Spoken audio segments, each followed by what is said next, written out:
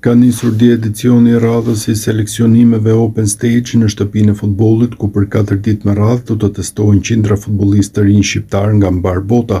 I pranishëm ishte edhe mbrojtësi Elseit Hysaj, I cili e vlerësoi këtë aktivitet si një mundësi për talentet e reja që të afrohen me fanellën kuqezi. Është era e parë që vi për të parë seleksionimet e kombëtares. Është shumë bukur, një organizim shumë I mirë I bërë nga federata. Këta djemë të rinj kanë një mundësi për të treguar veten dhe për të veshur fanellën e kombëtares në të ardhmen e tyre.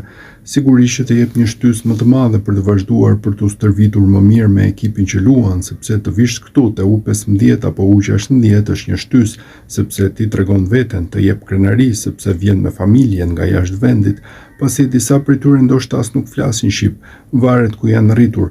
Besoj se është diçka e bukur si për lojtarin ashtu edhe për familjen e tij. Shpresoj që të vazhdojnë të përqendrohen, të japin gjithçka për futbollin dhe uroj suksese të gjithëve, tha Hysaj.